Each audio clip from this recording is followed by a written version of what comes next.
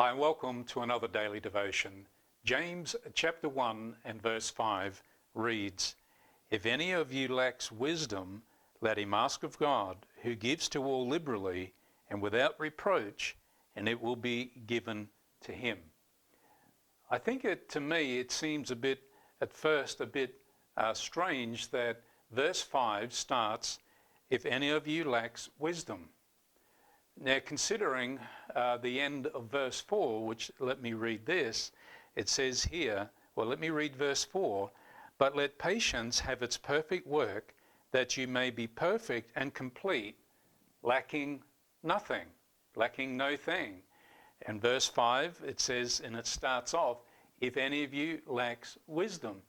You know what this tells me is simply this, that God knew in his infinite wisdom that we were never going to nail this thing perfect first time round. And here I see this amazing grace of God that he's just saying, you know what, guys, I understand that when you're going through tests and trials that you're not going to work it out first time every time, and maybe not second, third and fourth time. Maybe we've got to go around the mountain round and round again many times. But the Lord is just saying, look, I understand your situation, I understand. And therefore, with this understanding that I have towards you, what I want you to do when you feel that you're in a place where you don't know which way to turn, you don't know what to do, this is what we need to do. Simply is this. It says that if any of you lacks wisdom, let him ask of God. You know, isn't that so full of grace that God is just saying, hey, look, I'm with you. I'm not condemning you. I'm not going to laugh at you and judge you for, getting things wrong. The reality is, folks, is that God is with you. God is for you. God is standing with you. And God is fighting for you. We need to remember this and never forget this very truth, that if God is for us, who can be against us? Amen? And so what does it mean here? And it says, if any of you lacks wisdom. So what does this word wisdom mean? Let me read what it means here. This word wisdom actually means comprehensive insight. That means it's all complete. There's nothing lacking within this insight. This is godly wisdom.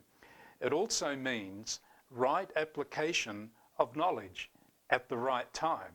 I think that's really interesting. So right application of knowledge at the right time. So in other words, whether it be the knowledge of God's written word or his rhema word or God speaking directly into our heart at any given time, that this is the wisdom of God, that he will show us the way. He'll find a way to instruct us and to make it clear to us what to do.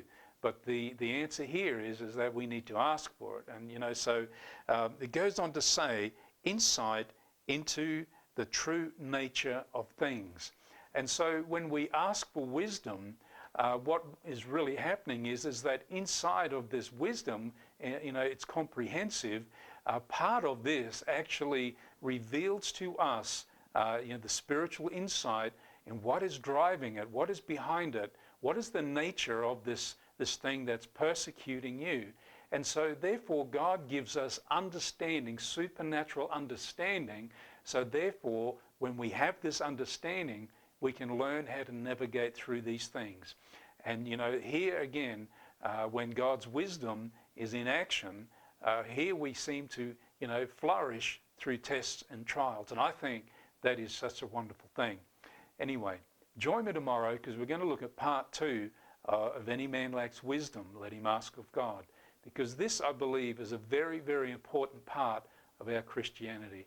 When is the last time that you or I have asked God for wisdom in any given matter? I tell you what, it's a very powerful principle. It's a spiritual law that if we ask for wisdom, God's going to give it to us. He's going to give us this comprehensive insight. He's actually going to show us how to rightly apply his knowledge at the right time. And so I think that's just an amazing tool that will lead us to be successful and prosperous. Amen. So join me tomorrow and I'll see you there. Bye-bye.